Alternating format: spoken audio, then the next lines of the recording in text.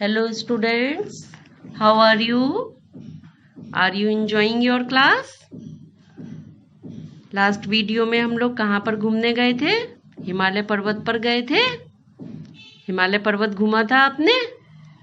चलिए अब आज किसके बारे में पढ़ते हैं हम? उत्तर का मैदानी भाग। उस दिन आपने पढ़ा था उत्तर का पर्वतीय भाग पढ़ा था, हिमालय का पर्वतीय भाग। अब क्या पढ़ेंगे हम? मैदानी भाग के बारे में। तो भारत के उत्तर का विशाल मैदान पश्चिम में पंजाब से लेकर पूरब में असम तक फैला हुआ है। उत्तर की ओर जो पर्वतीय भाग है, उसके अलावा उत्तर का विशाल मैदान जो है वहाँ पर क्या है, पश्चिम में पंजाब से लेकर पूरब में असम तक क्या है, पूरा मैदान ही मैदान है। इस विशाल मैदान के उत्तर में ऊंचा हिमालय पर्वत है। जो विशाल मैदान है उत्तर की तरफ आपको मालूम है ना, ऊंचा हिमालय पर्वत है, और दक्षिण में पठारी क्षेत्र की ऊंची भूमि का समावेश है। पर जो दक्षिण की साइड है वो पठारी क्षेत्र है। पर्वत और पठार में अंतर होता है ना। पठार होते हैं जो थोड़ी ऊंचाई पर जाकर समतल भूमि होती है, और जो पर्वत होते हैं उनमें ऊपर चोटी होती है ऊंचाई पर जाकर। इस मैदान की लंबाई 2400 किलोमीटर तथा चौड़ाई 240 से 320 किलोमीटर है। यह मैदान गंगा, यमुना, ब्रह्मपुत्र व सतलुज नदियों की बहुमूल्य देन है। जो ये विशाल मैदान है उत्तर की ओर, वो किसकी वजह से है? क्योंकि गंगा, यमुना, ब्रह्मपुत्र और सतलुज नदियों की देन है। उत्तर का मैदान विश्व के सर्वाधिक विशाल और उपजाऊ मैदानों में से एक है, क्योंकि यह नदियों द्वारा लाई गई मिट्टी से बना है। चूंकि हिमालय पर्वत से जो नदियां निकलती हैं, वो नदियां बहती हैं और नदियां ही मिट्टियां लेके आती हैं, वो मिट्टियां छोड़ती हुई जाती हैं, उनसे ही मैदान बना है। तो इसलिए वह बहुत अधिक उपजाऊ मिट्टी से बना हुआ है। मिट्टी उत्तर के इस विशाल मैदान से होकर अनेक नदियां बहती हैं। उत्तर के इस विशाल मैदान से होकर अनेक नदियां बहती, जिनमें से ज्यादातर हिमालय से निकलती हैं और कुछ पठारी क्षेत्र से निकलती हैं। इन नदियों के बहाव में अनेक पत्थर आ जाते हैं जो आपस में टकराकर टूटते रहते हैं। जब नदियां बहती हैं तो बीच में बहुत से पत्थर आते हैं ना, अब वो आपस में टकराकर टूटते रहते हैं, तो उससे वो पत्थर टूटकर क्या होता है, कंकड़, रेत, बारीक मिट्टी में बदल जाते हैं। अब चूंकि उत्तर के विशाल मैदान की भूमि का निर्माण नदियों द्वारा लाई गई मिट्टी से होता है, चूंकि उत्तर का जो मैदान है वो क्या है, नदियों की लाई गई मिट्टी से ही बना है। और वो बारीक मिट्टी को क्या कहते हैं हम? जलोढ़ मिट्टी कहते हैं। मुलायम, भुरभुरी, उपजाऊ मिट्टी से ये मैदान कृषि में बहुत उपयोगी होते हैं। खेती के लिए उपजाऊ मिट्टी की जरूरत होती है, और चूंकि यह मिट्टी सारी उपजाऊ होती है नदियों के द्वारा लाई गई, तो इसीलिए उत्तर के मैदान को क्या कहा जाता है? भारत का अन्न भंडार कहा जाता है। अन्न भंडार इसलिए कहा जाता है क्योंकि उपजाऊ मिट्टी होने की वजह से वहां फसल अच्छी होती है, तो इसलिए उसे क्या कहते हैं? अन्न भंडार कहते हैं। नदियां इस क्षेत्र से होकर बहने वाली नदियों में कौन सी खास नदियां हैं? गंगा, सतलुज और ब्रह्मपुत्र हैं। उत्तरी मैदान को हम 3 भागों में बांटते हैं: सतलुज बेसिन, गंगा बेसिन और ब्रह्मपुत्र बेसिन। किसी नदी या सहायक नदियों द्वारा सींचा गया क्षेत्र बेसिन कहलाता है। बेसिन मतलब जब कोई जो भूमि होती है वो नदियों या दूसरी सहायक नदी होती हैं, उनसे जो क्षेत्र सींचा जाता है उसे हम क्या कहते हैं? बेसिन कहते हैं। मतलब कि इसको सींचने की जरूरत नहीं पड़ती किसानों को, वो स्वयं ही सिंच जाता है खेत, किससे? नदियों या सहायक नदियों से। तो इसलिए वो क्या कहलाता है? बेसिन कहलाता है।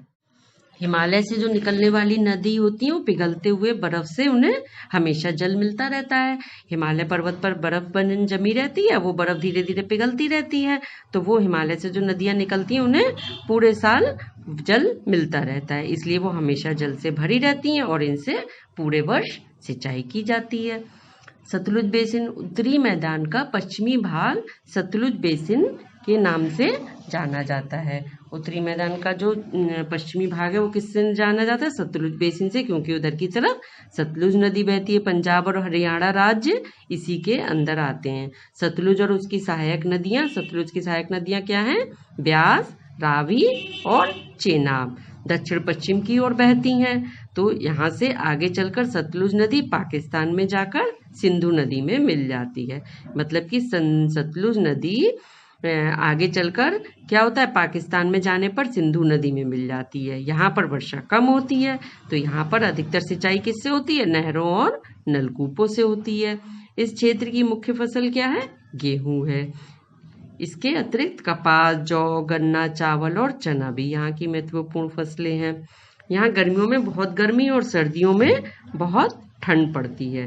गर्मी में यहाँ शुष्क पवनें चलती हैं, इसीलिए यहाँ पर गेहूं मुख्य तौर पे उगाया जाता है, क्योंकि उसके लिए गर्मी की जरूरत होती है, तो इसीलिए यहाँ पर गेहूं होता है। और ठंड की भी जरूरत होती है, तो यहाँ पे गर्मी में गर्मी भी पड़ती है, सर्दियों में ठंड पड़ती है, इसीलिए यहाँ पर गेहूं की फसल अच्छी होती है। दूसरा, गंगा बेसिन। अब गंगा बेसिन कहाँ पर होता है, गंगा बेसिन सतलुज बेसिन के पूरब में है, सतलुज बेसिन के पूरब की ओर है। यह उत्तर प्रदेश से लेकर पश्चिम बंगाल तक है। उत्तर प्रदेश से लेकर कहाँ तक है, पश्चिम बंगाल तक। गंगा उत्तरी मैदान की प्रमुख नदी है। उत्तरी मैदान में जो प्रमुख नदी है वो कौन सी है, गंगा है। यह बहुत बड़े क्षेत्र की सिंचाई करती है। गंगा नदी बहुत बड़ी है, यह तो बहुत बड़े क्षेत्र की सिंचाई करती है और उसे उपजाऊ बनाती है, इसलिए यहाँ अनेक प्रकार की फसलें पैदा होती हैं। गंगा हिमालय के गंगोत्री नामक स्थान से निकलती है। कहाँ से निकलती है, हिमालय के गंगोत्री नामक स्थान से निकलती है। पर्वतीय क्षेत्रों में यह बहुत तेज गति से बहती है। हरिद्वार के पास यह मैदान में प्रवेश करती है, मैदानों में यह बहुत धीरे धीरे बहती है। हरिद्वार की तरफ उधर आप देखेंगे ना तो गंगा नदी देखेंगे बहुत तेजी से बहती है, परंतु उसके बाद यह मैदान में प्रवेश करती है और वहां पर यह धीरे धीरे बहती है। आगे बढ़ने पर गंगा पूरब की ओर मुड़ जाती है। जब आगे बढ़ेंगे तो गंगा किधर की तरफ मुड़ जाती है, पूरब की ओर मुड़ जाती है। प्रयाग इलाहाबाद में यमुना भी आकर इससे मिल जाती है और यह स्थान संगम के नाम से सुप्रसिद्ध है। यह एक प्रसिद्ध तीर्थ स्थल है। इलाहाबाद में क्या है, संगम है। संगम यानी तीन नदियों का मेल है, गंगा, यमुना और सरस्वती नदी का। सरस्वती नदी आपको कहीं और नहीं दिखाई देगी, कहाँ पर दिखाई देती है, प्रयागराज में। तो गंगा यहाँ पर आकर इलाहाबाद में आकर मिल जाती है यमुना के साथ, और उस स्थान को क्या कहते हैं, हम संगम कहते हैं। हरिद्वार और प्रयाग में प्रत्येक 12 वर्ष के बाद एक बड़ा मेला लगता है जिसे कुंभ मेला कहते हैं। हरिद्वार में और प्रयाग यानी इलाहाबाद में 12 साल के बाद बड़ा मेला लगता है, उसे हम क्या कहते हैं, कुंभ मेला कहते हैं, और उसमें लाखों लोग स्नान करते हैं। अभी थोड़े समय पहले हरिद्वार में लगा था यह मेला, कुंभ का मेला, जिसमें लाखों करोड़ों लोगों ने स्नान किया था। आगे चलकर गोमती, घाघरा, सोन, गंडक, कोसी आदि नदियां भी गंगा में आकर मिल जाती हैं। जब आगे चलते हैं तो गोमती, घाघरा, सोन ये नदियां भी सब गंगा में आकर मिल जाती हैं। काफ़ी आगे बढ़ने के बाद गंगा ठीक दक्षिण की ओर मुड़ जाती है। जब आगे बढ़ती है गंगा तो किस तरफ, दक्षिण की ओर मुड़ जाती है। यहाँ यह 2 बड़ी शाखाओं में बढ़ जाती है। एक शाखा तो बांग्लादेश में चली जाती है और उसको पद्मा नदी कहा जाता है, और दूसरी शाखा हुगली के नाम से प्रसिद्ध है। तो आप समझे, हरिद्वार से गंगा किधर की तरफ आती है, इलाहाबाद की तरफ, और वहाँ से फिर ये घाघरा, सोन, इन आदि नदियों में, आदि नदियाँ भी सब गंगा में मिल जाती हैं। जब आगे ज़्यादा बढ़ते हैं तो दक्षिण की ओर मुड़ जाती है और यहाँ पर यह फिर 2 जगहों में बढ़ जाती है। एक बांग्लादेश की ओर चली जाती है और दूसरी हुगली के नाम से प्रसिद्ध है। कोलकाता नगर इस हुगली नदी के तट पर बसा हुआ है। कोलकाता कहाँ है, हुगली नदी के तट पर। तो यह शाखा पश्चिम बंगाल से बहती हुई बंगाल की खाड़ी में जा गिरती है। तो वहाँ पश्चिम बंगाल, कोलकाता की तरफ से होते हुए बंगाल की खाड़ी में यह नदी गिर जाती है। तो पश्चिम बंगाल में गंगा की गति बहुत धीमी हो जाती है। जब पश्चिम बंगाल की तरफ जाती है तो गंगा की गति धीमी हो जाती है।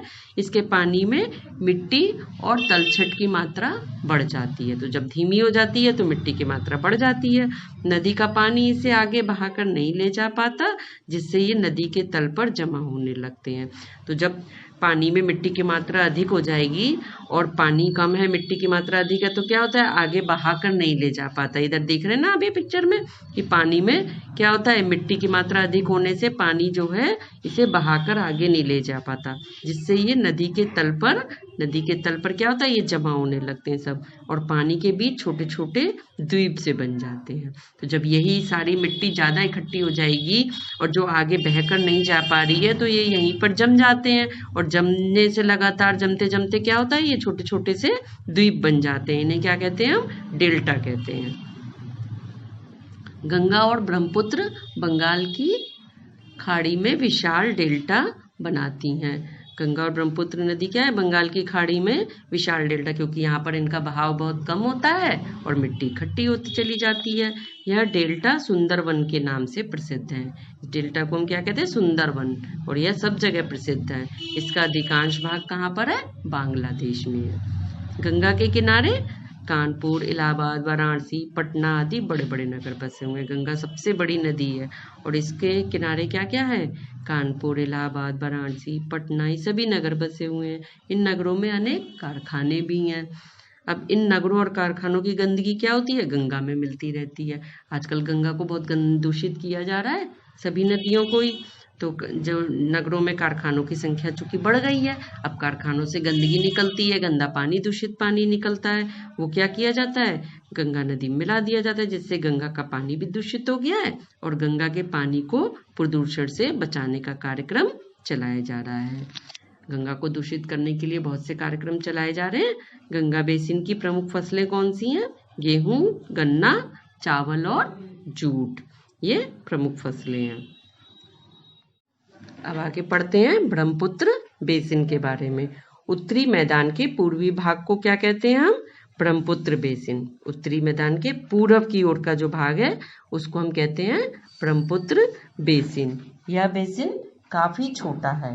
यह बेसिन कैसा है, काफी छोटा है। यह गारो, खासी, जयंतिया और नागा पहाड़ियों से घिरा हुआ है। ये छोटी छोटी सी पहाड़ियां हैं, गारो, खासी, जयंतिया, उनसे घिरा हुआ है। उत्तर पूरब में ब्रह्मपुत्र नदी असम की घाटी से होकर बहती है। उत्तर पूरब की ओर ब्रह्मपुत्र नदी असम की घाटी से होकर बहती है और फिर यह किस में मिल जाती है, बांग्लादेश में चली जाती है। इस बेसिन में चावल और जूट की फसलें मुख्य रूप से उगाई जाती हैं। यहाँ का जो ब्रह्मपुत्र बेसिन है, इसमें कौन सी फसलें होती हैं, चावल और जूट की फसलें।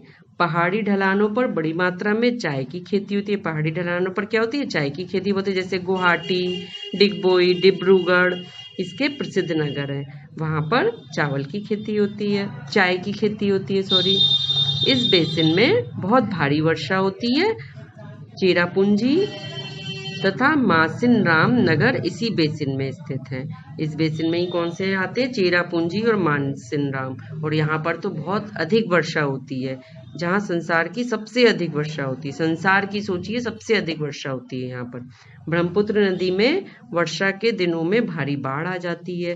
ब्रह्मपुत्र नदी में तो जब बारिश के दिन होते हैं तो भारी बाढ़ भी आ जाती है, क्योंकि बारिश बहुत ज्यादा होती है वहां पर।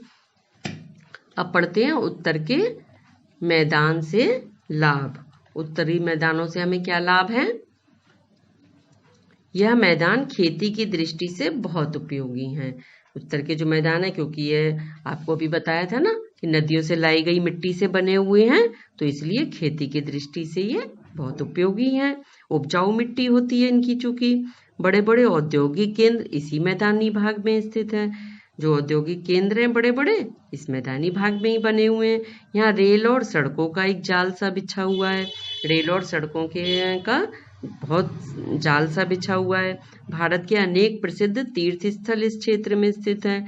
बहुत से तीर्थ स्थल भी इन्हीं क्षेत्रों में हैं। अधिकांश जनसंख्या इसी क्षेत्र में निवास करती है। उत्तरी जो मैदान है, इसी क्षेत्र में ही अधिकांश जनसंख्या भी निवास करती है। तीर्थ स्थल भी हैं, रेल, सड़कें, औद्योगिक केंद्र, सभी चीजें। प्राचीन काल से यह क्षेत्र वीरों व भारतीय संस्कृति, सभ्यता और राजनीति का केंद्र रहा है। पुराने टाइम से ही हमेशा से यह क्षेत्र कैसा रहा है, वीर, भारतीय संस्कृति, सभ्यता। जब वहां पर रहने वाले लोग अधिक हैं, वो हैं, तो वहां पर वीर, भारतीय संस्कृति, सभ्यता, सभी चीज का केंद्र रहेगा। औद्योगिक कारखानों से निकलने वाली गंदगी लगातार गंगा के जल को प्रदूषित कर रही है। इस गंदगी को दूर करने के लिए सरकार गंगा एक्शन कार्यक्रम बड़ी तेजी से चला रही है। हमें स्वयं भी जागरूक होकर सरकार के इस कार्य में सहयोग देना चाहिए, जिससे पवित्र गंगा का जल स्वच्छ व शुद्ध रह सके। तो ये हम सबका भी कर्तव्य है ना कि गंगा के जल को दूषित होने से बचाएं। और कैसे बचाया जा सकता है गंगा के जल को दूषित होने से? लोगों को अवेयर करके, हम खुद भी अवेयर हों और गंगा के जल को दूषित ना करें। कारखानों की गंदगी जो है वो उसके गंगा के जल में नहीं मिलानी चाहिए। बड़े बड़े कारखाने हैं, उनकी सबके जो मोटे मोटे पाइपलाइंस होते हैं गंदगी के, वो गंगा की ओर प्रवाहित कर दिए जाते हैं। ऐसा नहीं होना चाहिए। तो हमारा क्या कर्तव्य है कि गंगा के जल को दूषित होने से बचाएं।